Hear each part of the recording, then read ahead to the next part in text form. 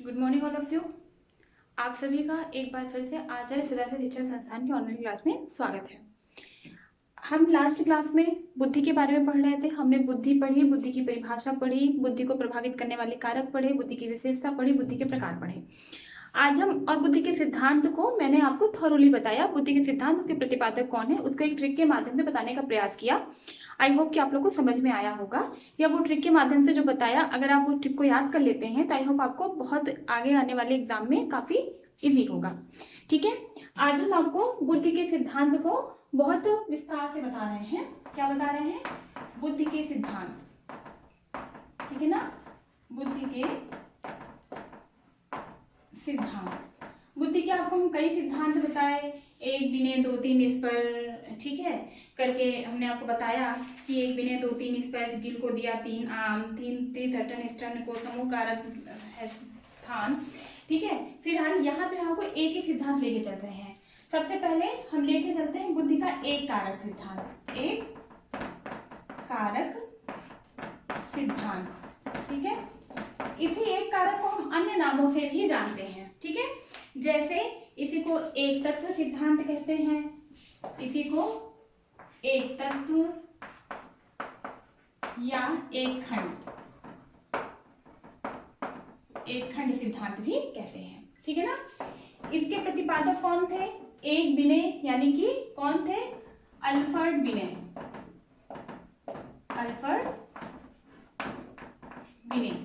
ठीक है ना, इनके दो सहयोगी थे। ठीक है, एक टर्मन और दूसरे स्टर्न। ठीक है, इन्होंने ये बुद्धि का सबसे प्राचीन सिद्धांत है।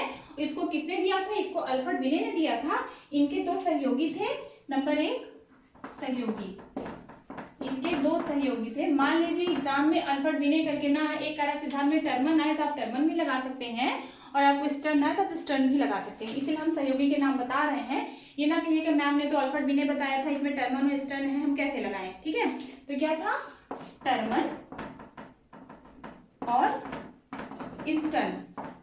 ठीक है, अब ध्यान दीजिए, टर्मन बिने के बाद, क्योंकि इन्होंने इस पे सफल संशोधन किया था इनके सिद्धांत पे, और ये अमेरिका के थे। ठीक है, और बाद में टर्मन ने इस पे सफल प्रयोग किया। इनके एक तत्व सिद्धांत को टर्मन ने बहुत अच्छे सफल प्रयोग किया। इनके अनुसार बुद्धि में सिर्फ एक तत्व होता है।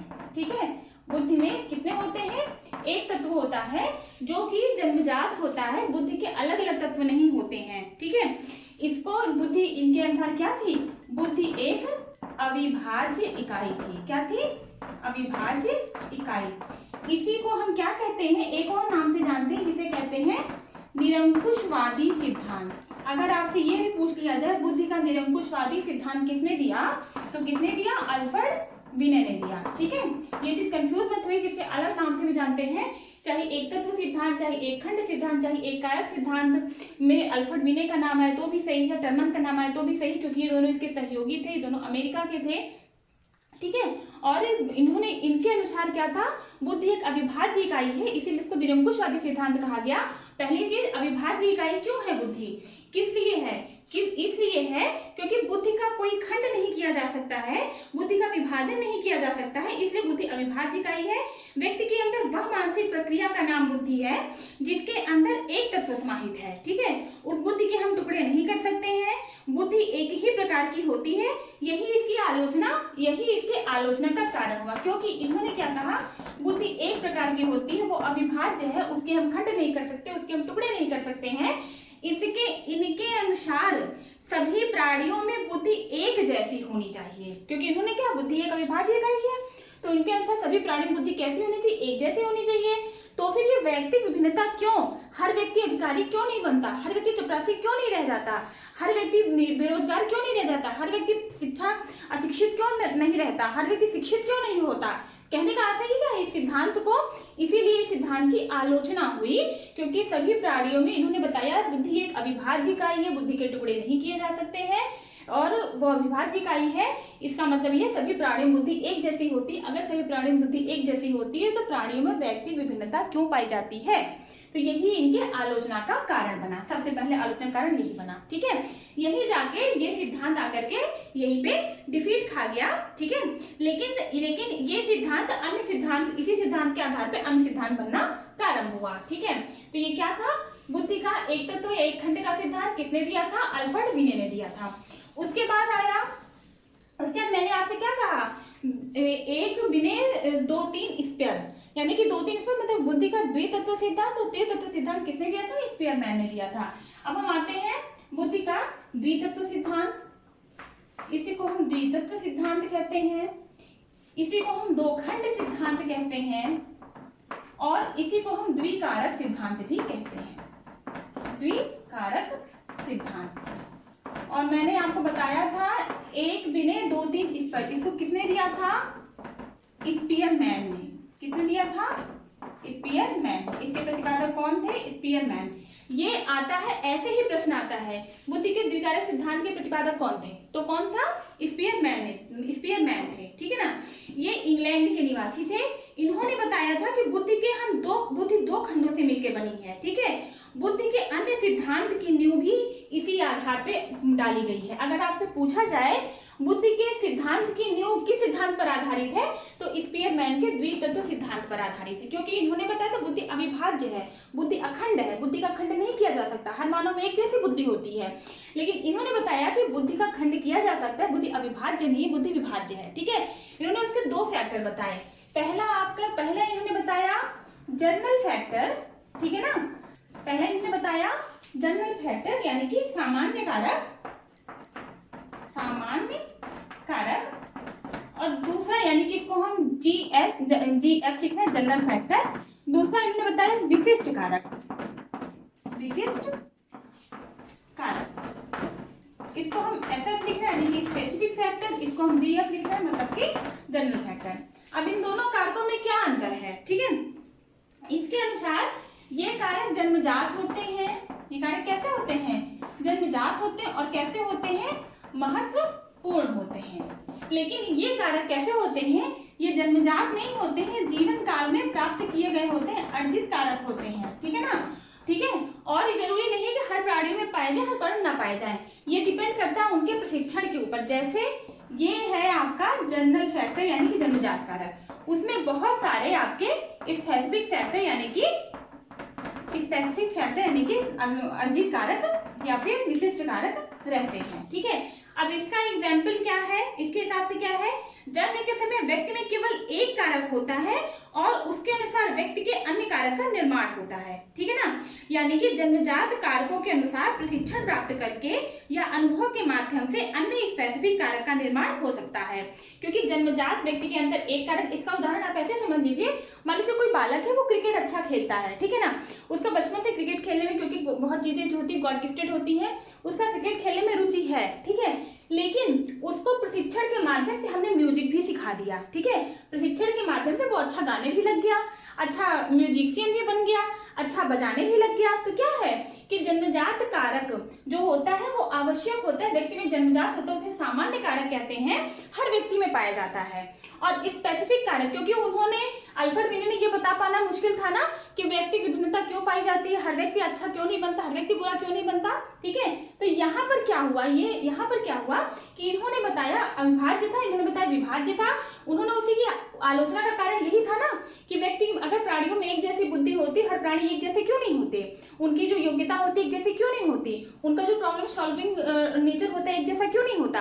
तो इन्होंने बताया वो इसलिए नहीं होता क्योंकि बुद्धि के दो खंड होते हैं, बुद्धि के दो कारक होते हैं। पहला सामान्य कारक होता है, दूसरा स्पेसिफिक कारक होता है। सामान्य कारक तो वो होता है जन्मजात होता है, जैसा आपने जो बताया, ठीक है।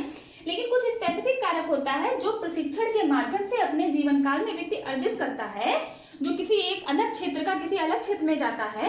प्रशिक्षण के माध्यम अर्जित करने वाले कारक को क्या कहते हैं, हम अर्जित कारक के स्पेसिफिक फैक्टर कहते हैं।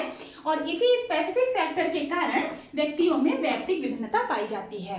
व्यक्ति में एक जैसी बुद्धि नहीं पाई जाती। क्यों? क्योंकि जिसके अंदर जितना अच्छा स्पेसिफिक, मान लीजिए कोई व्यक्ति चाहे क्रिकेट अच्छा खेलता हो, ठीक है, और उसको हम म्यूजिक सिखा करके अच्छा सिंगर बना दें, ठीक है, और वो अच्छा कुक भी बन जाए, ठीक है, सीख करके, तो क्या है, ये सारे उसके स्पेसिफिक कारक है। जो क्रिकेट है उसका जन्मजात कारक है, ये तो नॉर्मल कारक है। इसीलिए हर प्राणी में बुद्धि एक जैसी होती है। प्रशिक्षण के माध्यम से, यानी वातावरण, जो मैंने कहा बुद्धि पर वातावरण का बहुत प्रभाव पड़ता है, वातावरण उसका चेंज करके, यानी प्रशिक्षण के माध्यम से उसके अंदर नई नई योग्यताओं को हम नई योग्यताओं को ला सकते हैं और उसके अनुभवों में प्रगाढ़ता ला सकते हैं, ठीक है। तो ये बुद्धि कारक सिद्धांत किसका था, स्पीयरमैन का था, ठीक है। इसी तरह से फिर स्पीयरमैन ने ही एक और सिद्धांत दिया जिसको कहा गया बुद्धि का तीन तत्व सिद्धांत, त्रितत्व सिद्धांत, त्रितत्व, तीन खंड, त्रिकारक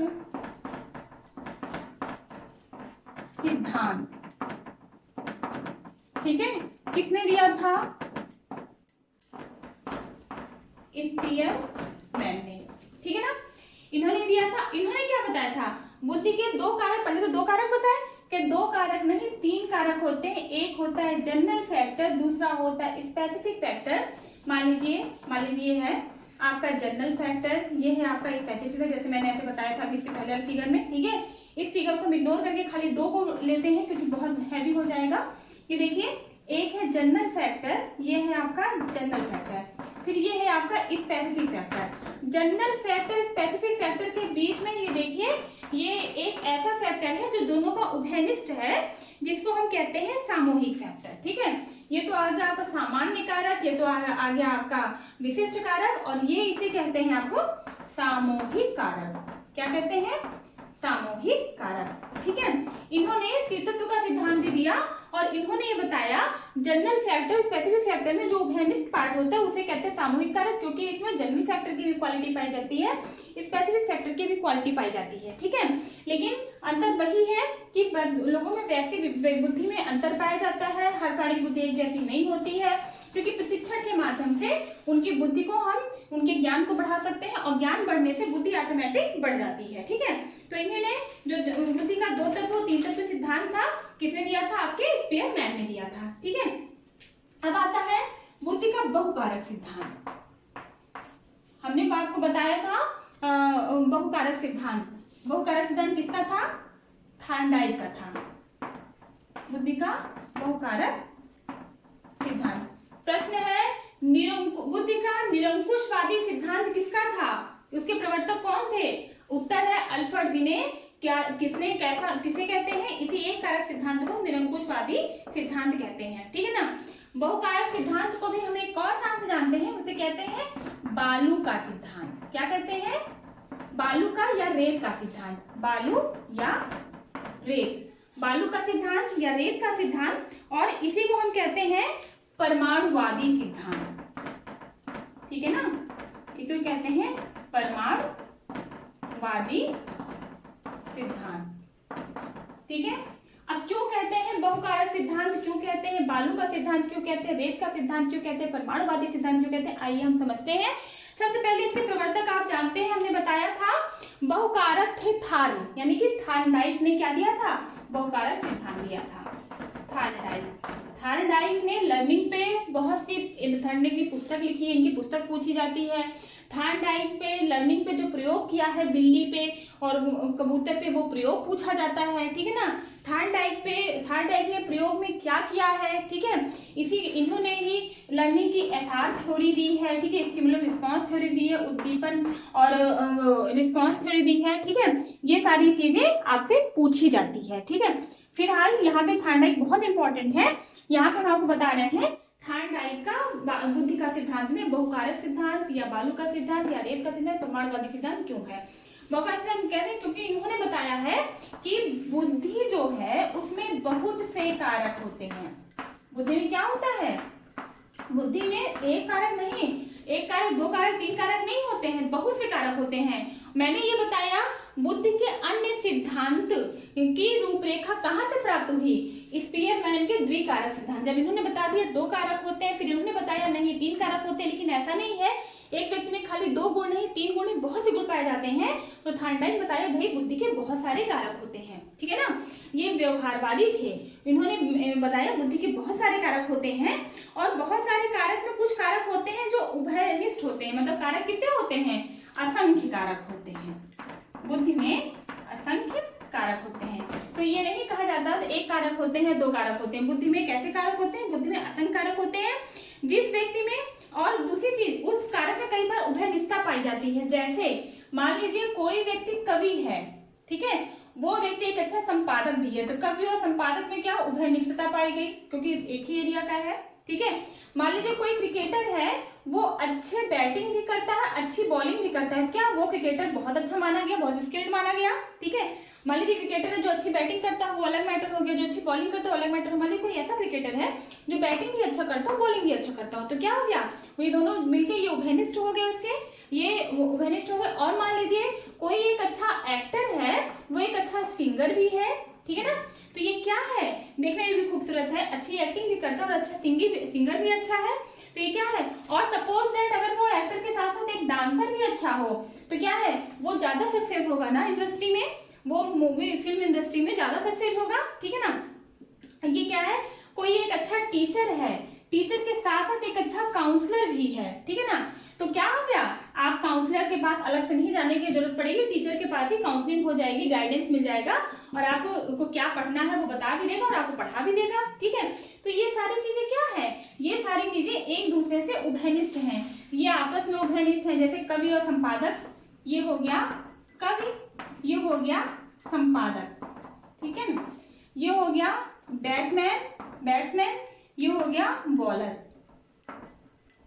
ठीक है, और ये हो गया एक्टर, ये हो गया डांसर, ये हो गया सिंगर, ठीक है, ये हो गया काउंसलर, ये हो गया टीचर। तो क्या हो गया, इन सब में उभयनिष्ठता पाई गई।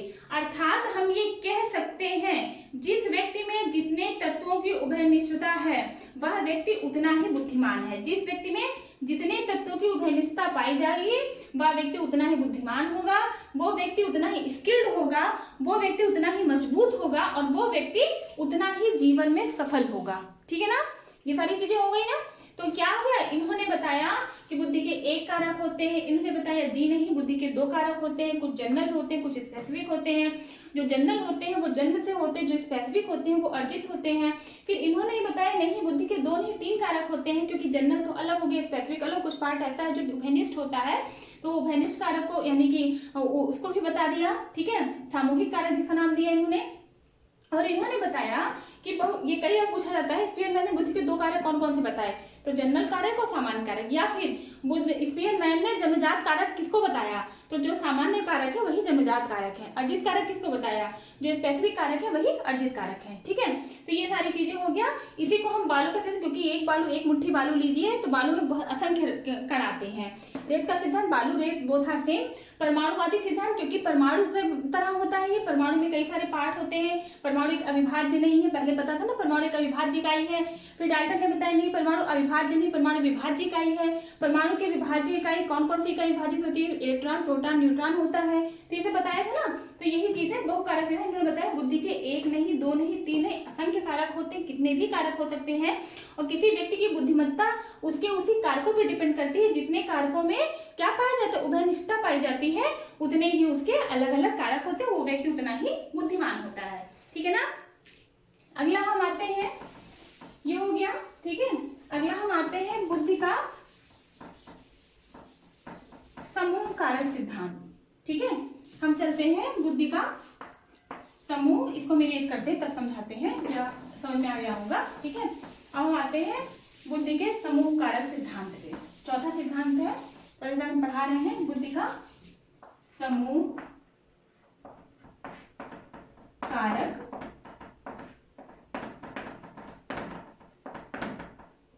सिद्धांत, ठीक है ना। अब बुद्धि के जब समूह कारक सिद्धांत की बात हम करते हैं तो इन्होंने बताया कि इसके प्रतिपादक, मैंने आप बताया ना, समूह थे थर्स्टन, तो इसके प्रतिपादक कौन थे, लुईस थर्स्टन। कौन थे, थर्स्टन। किसके, समूह कारक सिद्धांत के प्रतिपादक कौन थे, लुई थर्स्टन थे, ठीक है। इन्होंने बताया कि 7 प्राथमिक कारकों से मिलकर बना है। ठीक है, इन्होंने बताया हमारी जो बुद्धि है वो किससे बनी है, 7 प्राथमिक कारकों से मिलकर बनी है। ठीक है, पहला कारक है आपका आंकिक कारक। पहला क्या है, आंकिक कारक। दूसरा कारक क्या है, शाब्दिक कारक। पहले तो कारक लिख लीजिए, शाब्दिक कारक। तीसरा कारक क्या है, स्थानिक कारक, स्थानिक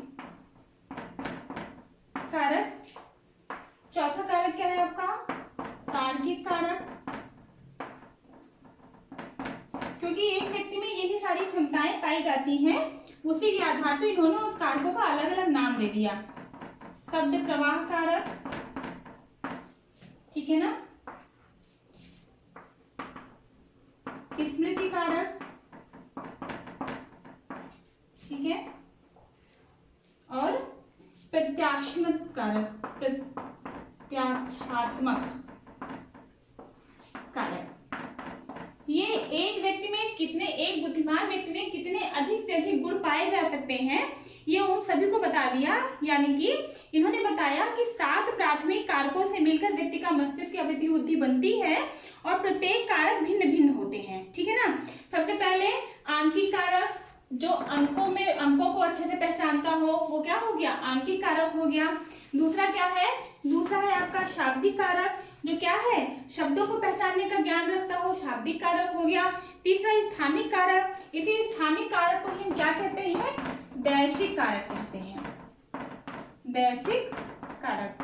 ठीक है, स्थानिक कारक को हम दैशिक कारक कहते हैं। दैशिक कारक मतलब होता है जिसके अंदर कल्पना शक्ति बहुत ज्यादा हो। ध्यान दीजिए, आपको बता रहे हैं, ये है अंकों को पहचानने की क्षमता, अंकों को पहचानने की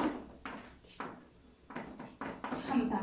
इन्होंने क्या बताया कि व्यक्ति के अंदर ये क्षमता होती है प्रशिक्षण के माध्यम से। जिस बच्चे को हम मैथमेटिक्स ज्यादा पढ़ाएंगे वो मैथमेटिक्स में विद्वान निकल जाएगा, जिस बच्चे को हम साहित्य ज्यादा पढ़ाएंगे वो उसका शाब्दिक वो ज्यादा हो जाएगा। लेकिन ये सब क्या है, जिसका शब्द प्रवाह बचपन से अच्छा है, अगर उसको मास कम्युनिकेशन में डाल देंगे तो क्या होगा, वो अच्छा एक बन जाएगा, ठीक, पत्रकार टाइप का। स्मृति कारक, बच्चों में स्मृति कारक होती है। लोग कहते हैं ना कि वो है रसरी आवत जात है, सिल पर पड़त निशान, जड़मति हो सुजान, जो भी है कहते हैं। ये क्या है कि स्मृति कारक, जिसको आप जितना ही प्यूरिफाई करेंगे उतना ही आपको चीजें याद होना शुरू होंगी, क्योंकि ये कारक आपके अंदर रहते हैं। इस कारक का हम जितना अच्छा प्रयोग करते हैं उतना अच्छा प्रबल हो जाता है। ठीक है। प्रत्यात्मक कारक, किसी बच्चे से आप प्रश्न पूछिए तुरंत तत्काल उसका उत्तर दे, तो यही क्या है, प्रत्याक्षात्मक कारक, यानी प्रेजेंस ऑफ माइंड, आपका तुरंत उत्तर देने वाली क्षमता है। तो क्या है, शब्दों को पहचानने की क्षमता, ये क्या है, वर्बल फैक्टर, शब्दों को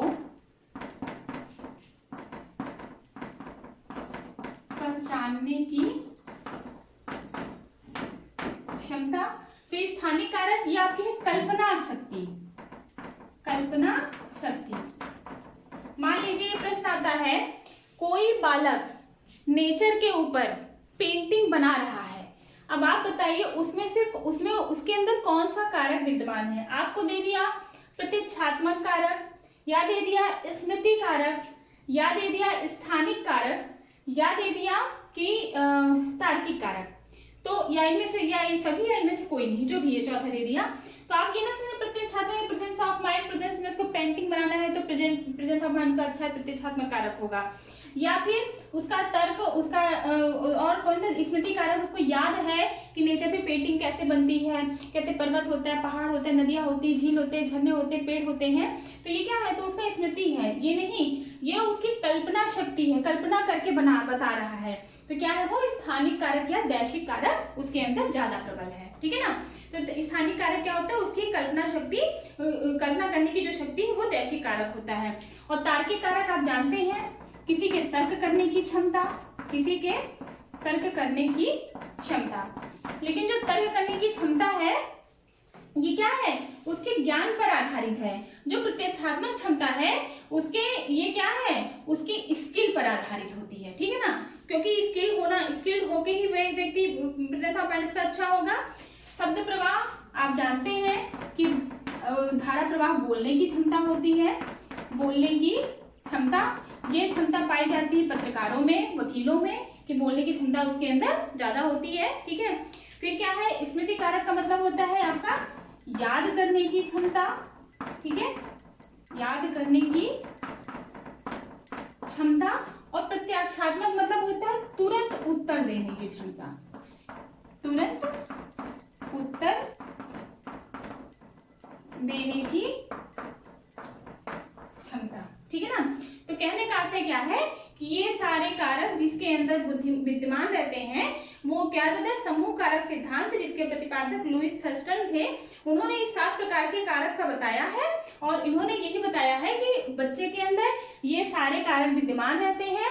हम प्रशिक्षण के माध्यम से उसके इसी स्किल को उसको इसी पर्टिकुलर एरिया में स्किल्ड बना देते हैं। ठीक है ना, अगर बच्चे के अंदर स्मृति कारक तार्किक क्षमता ज्यादा है तो तर्क करने की क्षमता ज्यादा है, तो वो अगर धारा प्रवाह बोलता है, बोलने की क्षमता ज्यादा है, तो हम बचपन से कहते हैं ना इसके अंदर ये ज्यादा एक्टिविटी है, गाना अच्छा गाता है, इसको सिंगिंग लाइन में जाना चाहिए, इसका इंटरेस्ट इस एरिया में है, इसको इस एरिया में जाना चाहिए। तो क्या है, बच्चों में जन्मजात गुण होता है और उनकी जन्मजात योग्यताओं का विकास करना ही शिक्षा कहलाती है।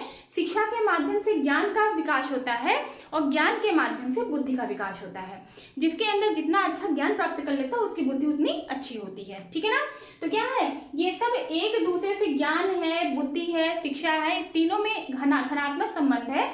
जिसका जितना ज्यादा बुद्धि, जितनी ज्यादा शिक्षा दी जाएगी उतना ज्यादा उसको ज्ञान प्राप्त होगा, जितना ज्यादा ज्ञान प्राप्त होगा उतनी ज्यादा उसके अंदर क्या होगी, बुद्धि होगी। ठीक है ना, तो क्या है, ये सारी चीजें हैं कि ये आपके समूह कारक सिद्धांत जो कि लुईस थर्स्टन ने दिया था, उसके प्रतिपादक लुईस थर्स्टन थे। इन्होंने समूह कारक सिद्धांत को बताया था कि ये 7 कारकों से, बुद्धि 7 कारकों से, प्राथमिक कारकों से मिलकर बनी है।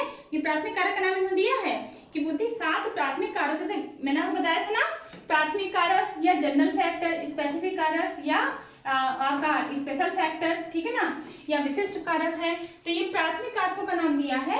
कैसे है कि बच्चों में जन्मजात ये सारे कारक होते हैं।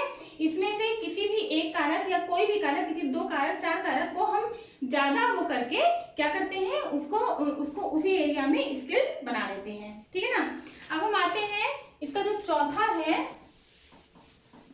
अगला हम पढ़ते हैं त्रिआयाम। ठीक है, मैंने आपसे क्या बताया था, गिल को दिया 3 आम, बताया था ना आपको, जो कल मैंने दोहा बताया जिसमें लिखा था ना कि 1 बिने 2 3 इस पर गिल को दिया 3 आम। 3 आम मतलब त्रिआयाम। तो क्या है, त्रिविमीय, इसी को 3D डायमेंशनल भी कहते हैं।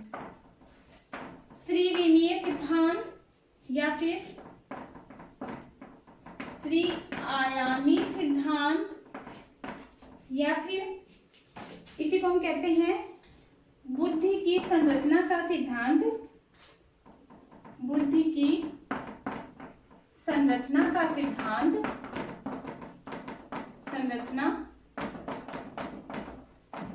का सिद्धांत, ठीक है।